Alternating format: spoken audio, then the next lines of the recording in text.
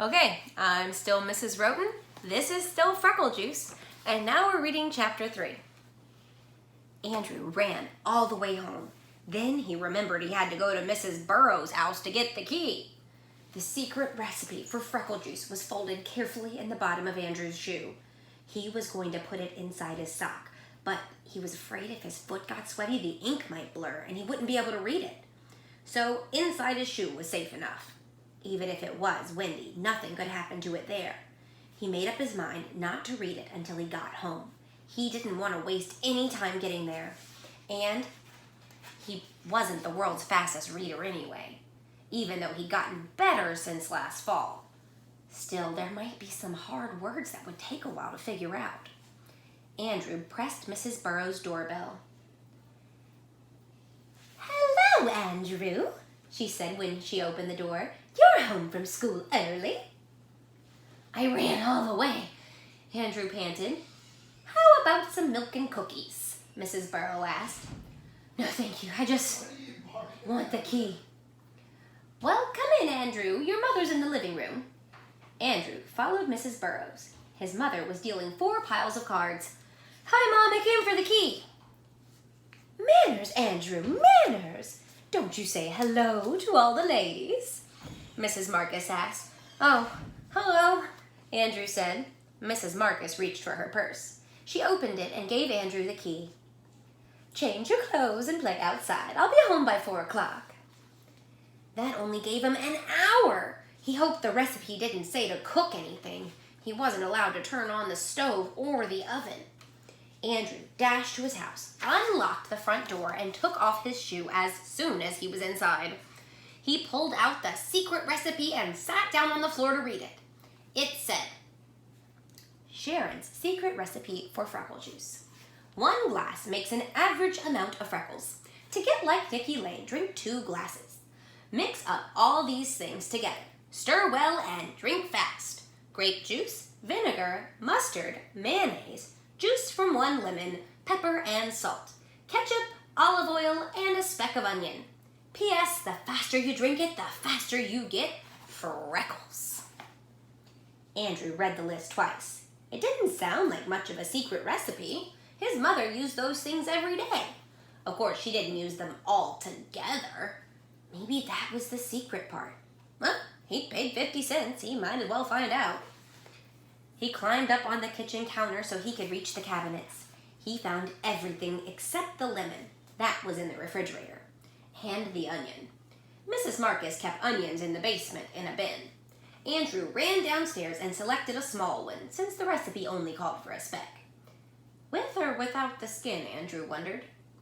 He chose a big blue glass. He'd start with just one glassful, and then drink another if he wanted more freckles. No point in overdoing it the first time. That's what his mother always said. Now, first the grape juice, Andrew thought. He filled the glass halfway and added an ice cube. All drinks taste better cold, and he was sure this one would too. Then he added the other ingredients, one by one.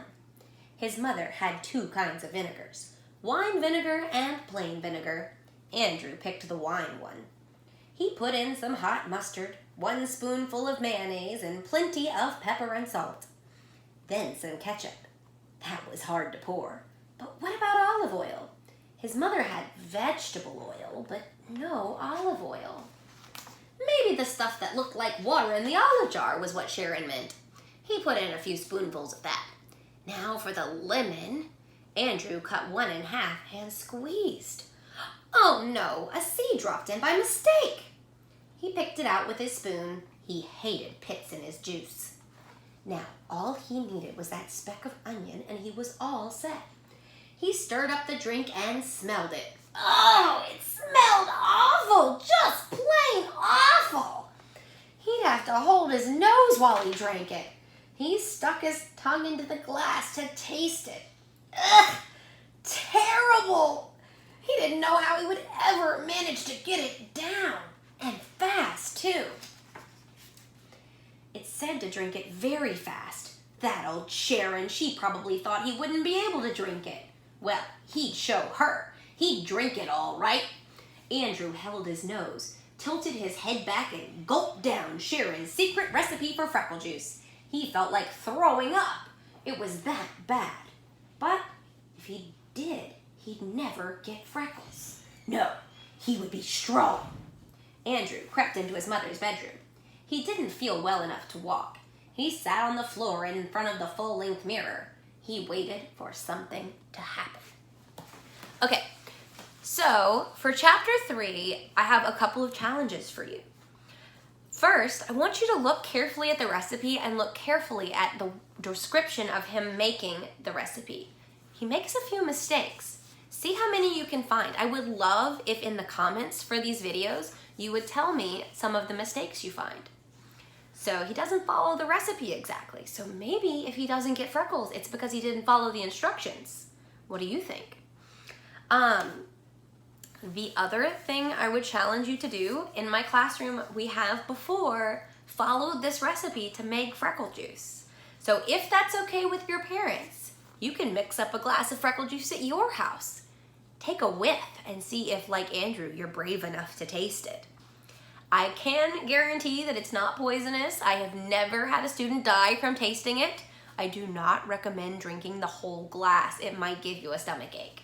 But if you want to take a teeny tiny taste, go for it. You know, something fun to do when you're trapped in your house. So, what do you think? Is he gonna get freckles? Is it gonna work? We'll find out in the next chapter.